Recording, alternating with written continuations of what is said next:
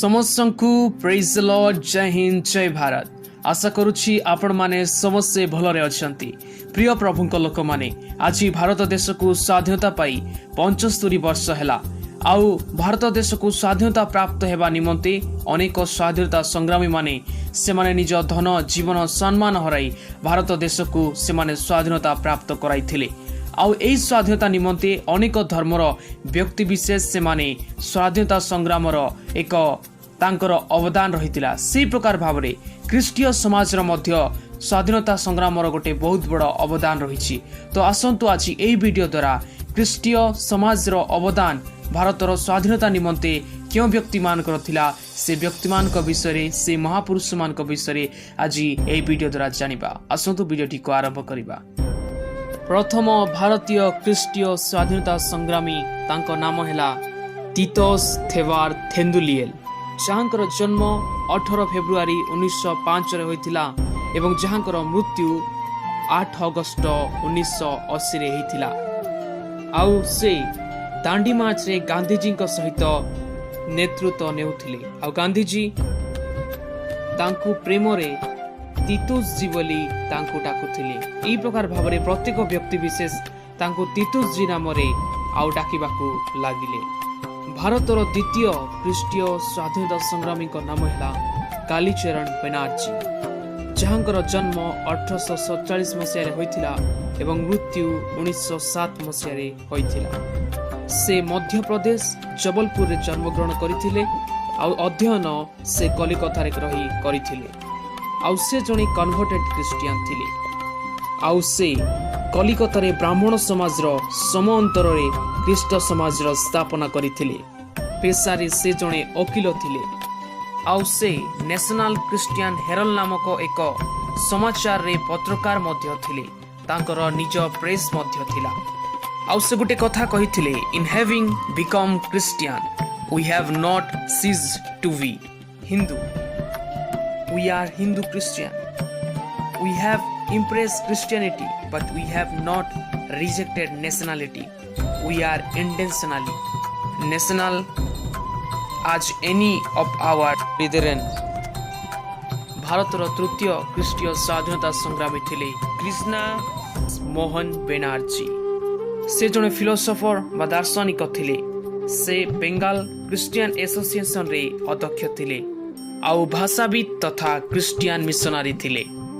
भारतर चतुर्थ ख्रीष्टीय स्वाधीनता संग्रामी जहाँकर नाम है राजकुमारी बीबीजी, जहाँ को अमृता कर बोली मध्य कुहाजाउथिला। जहाँकर जन्म 2 फेब्रुआरी 1887 होइथिला एवं 6 फेब्रुआरी 1964 मसीह तांकर मृत्यु होइथिला। आउ से तांको जीवनर संपूर्ण जीवन सारा आंदोलन सहभागी होइथिले। आउ जहाँ को देशर प्रथम स्वास्थ्य मंत्री भावरे बछा जाइथिला। आउ से 1957 पर्यंत एही पदरे रही देशर स्वास्थ्य सेवा करिथिले। आउ एही महान नारी महिला मानक अधिकार उद्धार पई अत्याधिक चेष्टा बांधिले एवं भारतीय समितिर संविधान रो सदस्य मध्य बछा गले। भारतर पंचम क्रिश्चियन स्वाधीनता संग्रामी जहाँकर नाम हरेंद्र कुमार मुखार्जी। से जने भारतीय संविधान सभार उपाध्यक्ष थिले एवं पश्चिम बंगलार राज्यपाल मध्य थिले एवं शिक्षा शास्त्री सहित बंगला ख्रीष्टीय समाजर जागृति लीडर थिले। भारतर षष्ठ ख्रीष्टीय स्वाधीनता संग्रामी जहाँकर नाम है पंडित रामाबाई सरस्वती। कहबाकू गले से जने बहु प्रचलित समाजसेवी थिले। भारतीय महिला मानक निमंते शिक्षा अत्याचार मुक्ति पाई से गोटे अभियान चलाउथिले एवं रूढ़िवादी विचार उपरे संपूर्ण विरोध करथिले। आउ ये सही प्रथम महिला थिले जे संस्कृत भाषा अध्ययन करी पंडितार योग्यता पाइथिले। आउ तत्सहित कलिकतार विश्वविद्यालयर 2 उपाधि मध्य दिया जाइथिला। 1889 रे कांग्रेस अधिवेशन रे बछा जाइतिबा 10 महिला मानक मध्यरु रामाबाई जणे थिले एवं 1890 मसीह रे पुणेर गुटिए केत नामक गाँव रे एक आश्रम ताहांक द्वारा स्थापना करागला, ଯାହାକୁ ରାମାବାଇ ମୁକ୍ତି ମିଶନ ନାମରେ ଜଣାଯାଏ। ଭାରତର ସପ୍ତମ ଖ୍ରୀଷ୍ଟୀୟ ସ୍ୱାଧୀନତା ସଂଗ୍ରାମୀ ଯାହାଙ୍କର ନାମ ହେଲା ସୁଶୀଲ କୁମାର ରୁଦ୍ର। ସେ ଜଣେ ଶିକ୍ଷକ ଶାସ୍ତ୍ରୀ ଥିଲେ। ମହାତ୍ମା ଗାନ୍ଧୀଙ୍କ ସହିତ ସ୍ୱତନ୍ତ୍ରତାରେ ଜଡ଼ିତ ଥିଲେ ଏବଂ ଏହି ବ୍ୟକ୍ତି ସେଣ୍ଟ ଷ୍ଟିଫେନ୍ କଲେଜର ପ୍ରଥମ ଭାରତୀୟ ପ୍ରିନ୍ସିପାଲ ଥିଲେ। ଯେତେବେଳେ ଗାନ୍ଧୀଜୀ ଦକ୍ଷିଣ ଆଫ୍ରିକାରୁ ଆସିଥିଲେ ସେ ଦିଲ୍ଲୀରେ ପ୍ରିନ୍ସିପାଲ ରୁଦ୍ରଙ୍କ ଗୃହରେ ରହିଥିଲେ। ଆଉ ଇତିହାସ ଦ୍ୱାରା ଏହା ଜଣାଯାଏ ଗାନ୍ଧୀଜୀ ତାଙ୍କୁ ଚୁପଚାପ ରହି ଦେଶର ସେବା କରିବା ଲୋକ ବୋଲି କହୁଥିଲେ।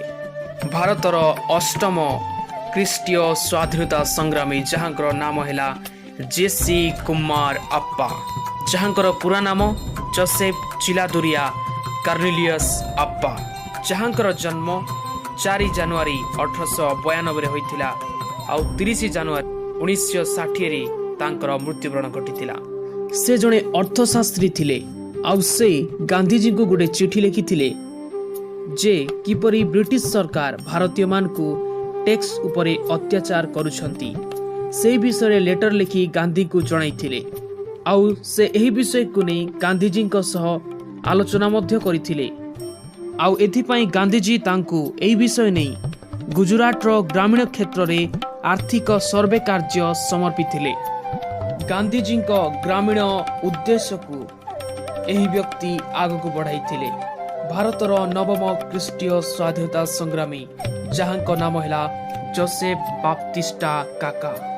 ଇଏ ଜଣେ ରାଜନୈତିକ ସଂଗ୍ରାମୀ ଥିଲେ ଏବଂ ଲୋକମାନ୍ୟ ତିଲକଙ୍କ ସହିତ ଅଧିକ ଜଡ଼ିତ ଥିଲେ ଏବଂ 1916ରେ ଯେଉଁ ଇଣ୍ଡିଆନ ହୋମ ରୁଲ୍ ଲିଗ୍ର ସ୍ଥାପନ କରାଯାଇଥିଲା ଯାହାର ଅଧ୍ୟକ୍ଷ ବଛା ଯାଇଥିଲେ।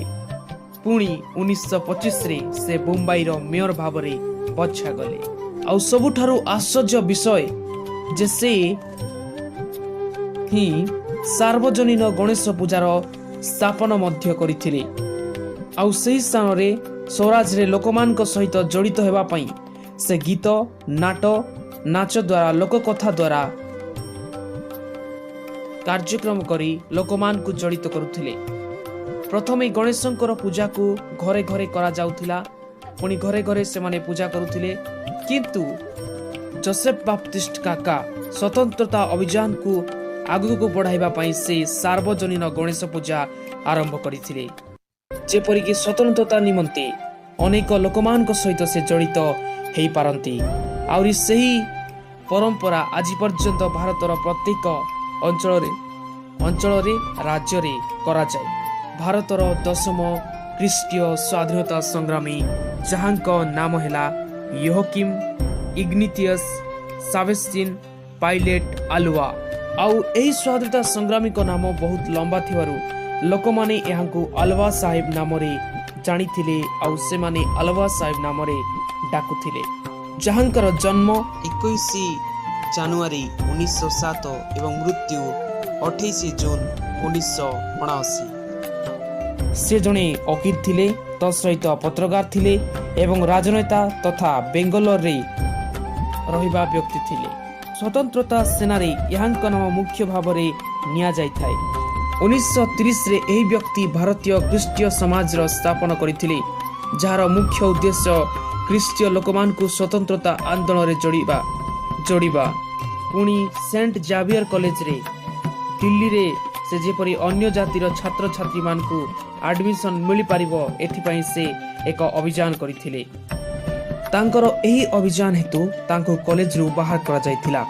ପୁଣି 1937ରେ ଆଲୱା ଗୋଟିଏ ବୃହତ୍ ବଡ଼ ଖ୍ରୀଷ୍ଟୀୟ ସଭା କରିଥିଲେ, ଯାହାକୁ ଜବାହରଲାଲ ନେହେରୁ ସମ୍ବୋଧିତ କରିଥିଲେ।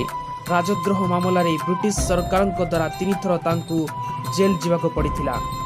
ଆଉ ସେଇଠାରେ ତାଙ୍କ ସହିତ ସରଦାର ବଲ୍ଲଭ ଭାଇ ପଟେଲ, ଜୟପ୍ରକାଶ ନାରାୟଣ, ମୋରାଲ ଜେ ଦେଶାଇ, ଜେସି କୁମାର ଆପ୍ପା ସେମାନେ ସାଙ୍ଗରେ ଥିଲେ। ଗାନ୍ଧୀଜୀ ତାଙ୍କ ପତ୍ରରେ ଏକ ପତ୍ର ଲେଖି ଆଲୱାଙ୍କୁ କହୁଛନ୍ତି, ଯେତେବେଳେ ସେ ଜେଲରେ ଥିଲେ ସେ କହିଲେ, ତୁମେ ମୋତେ ବେଶୀ ମନେ ପଡ଼ୁଛ ଯେ ତୁମେ ମୋ ଠାରୁ ପ୍ରଥମେ ହିଁ ଅଲଗା ହେଇଗଲ। ପୁଣି ସ୍ୱତନ୍ତ୍ରତା ପରେ ପରେ ଆଲୱାଙ୍କୁ ମୁମ୍ବାଇର ସେରିଫ୍ ଭାବରେ ନିଯୁକ୍ତ କରାଗଲା।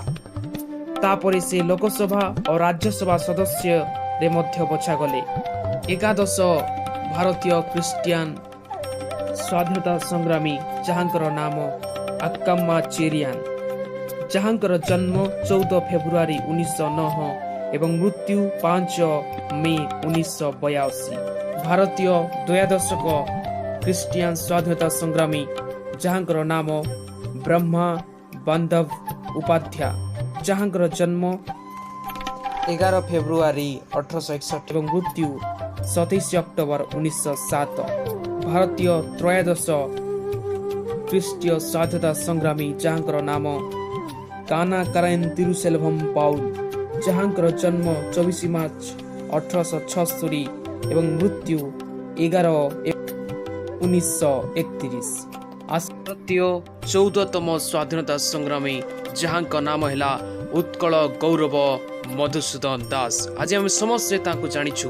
ସେ ଜଣେ ଓଡ଼ିଶାର ବହୁ ପ୍ରଚଳିତ ସ୍ୱାଧୀନତା ସଂଗ୍ରାମୀ ଥିଲେ, ଆଉ ଯାହାଙ୍କୁ କୁଳବୁଦ୍ଧ ଆଉ ମଧୁବାବୁ ବୋଲି ମଧ୍ୟ ଜଣାଯାଇଥାଏ, ଯିଏକି ଓକିଲ ତଥା ସାମାଜିକ ସଂସ୍କାରକ ଥିଲେ, ଯିଏକି ଏହାର ସାମାଜିକ ତଥା ଶିଳ୍ପ ବିକାଶ ସହିତ ଓଡ଼ିଶାର ଏକୀକରଣ ପାଇଁ ଅଭିଯାନ କରିବା ପାଇଁ 1903 ମସିହାରେ ଉତ୍କଳ ସମ୍ମିଳନୀ ପ୍ରତିଷ୍ଠା କରିଥିଲେ। ସେ ଏପ୍ରିଲ 1, 1936ରେ ପ୍ରତିଷ୍ଠିତ ଓଡ଼ିଶା ପ୍ରଦେଶ ବା ରାଜ୍ୟ କରିବା କାର୍ଯ୍ୟରେ ଜଣେ ପ୍ରମୁଖ ବ୍ୟକ୍ତି ବା ମୁଖ୍ୟ ବ୍ୟକ୍ତି ଥିଲେ। ସେଥିପାଇଁ ତାଙ୍କୁ ଉତ୍କଳ ମାଟିର ଗୌରବ ସନ୍ତାନ ଉତ୍କଳ ଗୌରବ ମଧୁସୂଦନ ଦାସ ବୋଲି କୁହାଯାଏ। ସେ ଓଡ଼ିଶାର ପ୍ରଥମ ସ୍ନାତକ ଏବଂ ଓକିଲ ଥିଲେ। ଓଡ଼ିଶାରେ ତାଙ୍କ ଜନ୍ମ ଦିବସ 28 ଏପ୍ରିଲକୁ ଓକିଲ ଦିବସ ଭାବେ ପାଳନ କରାଯାଏ।